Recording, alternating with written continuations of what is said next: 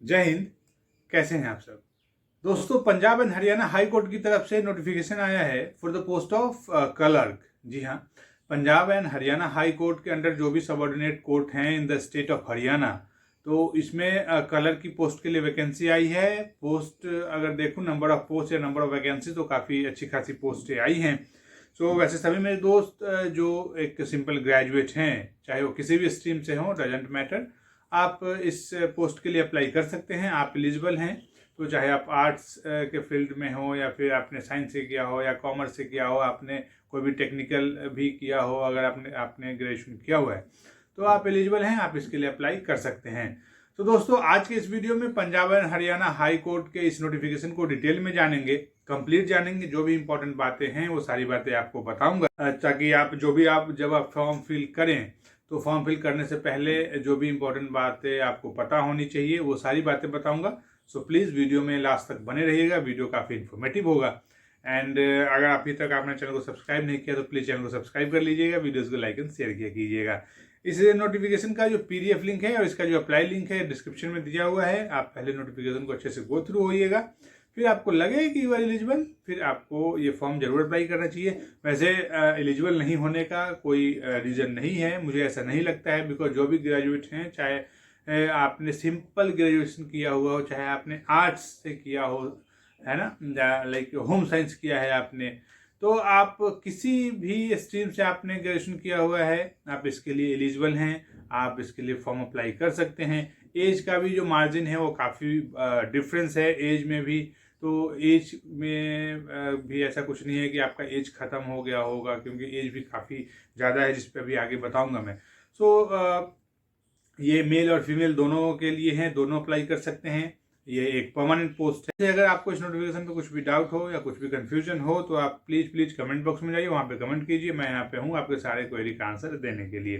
तो चलिए without wasting any time इस वीडियो को शुरू करते हैं। So let's start the video. दोस्तों, Punjab and Haryana high court जो कि चंडीगढ़ में सिचुएटेड है। Chandigarh as a union territory, आप सभी को पता ही है कि जो भी सबऑर्डिनेट कोर्ट हैं उसके लिए वैकेंसी आई है। ये जो वैकेंसी है ये मेनली कलर की पोस्ट के लिए है।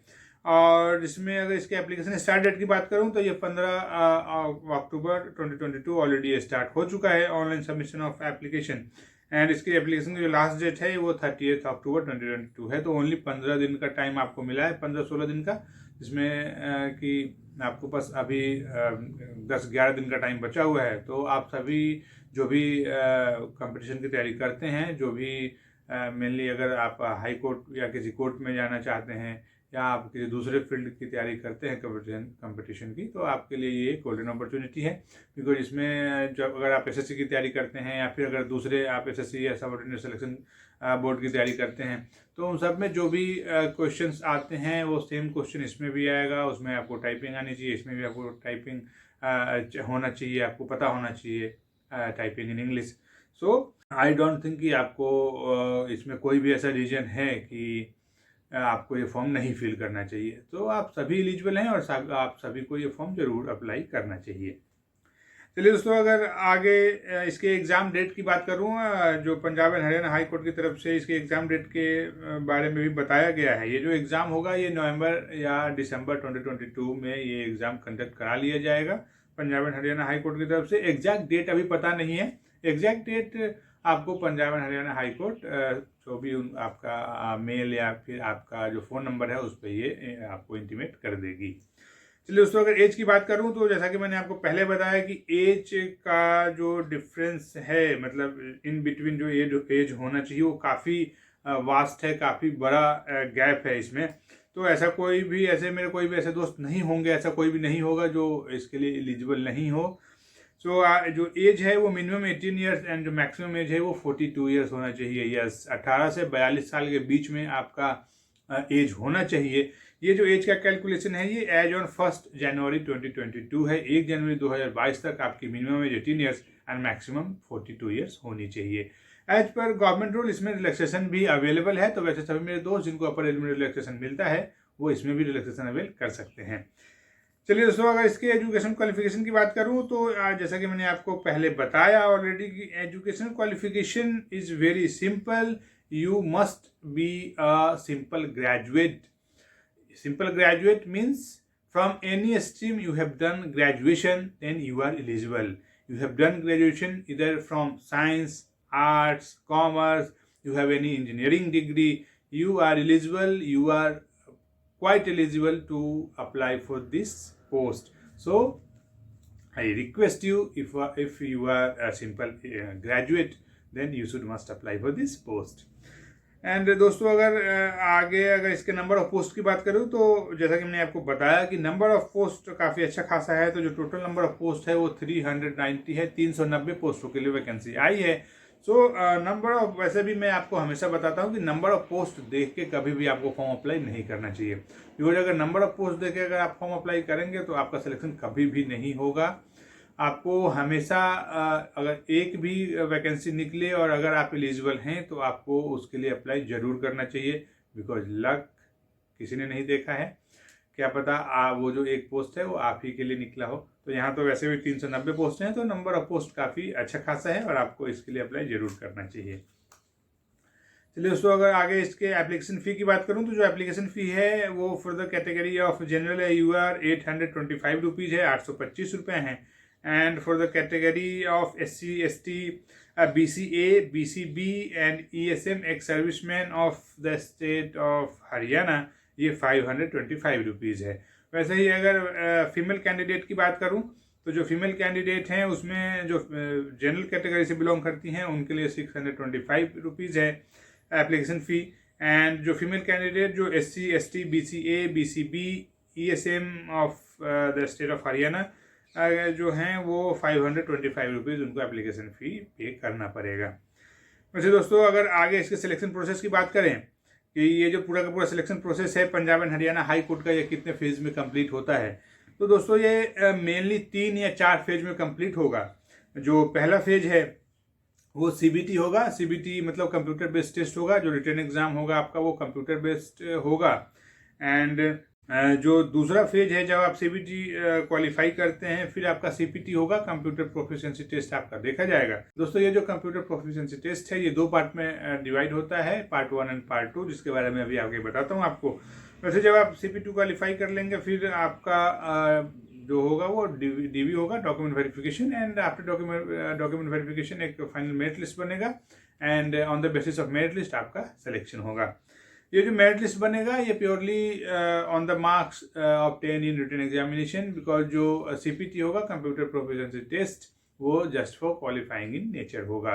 तो ये चीज़ आप नोट कर लीजिएगा।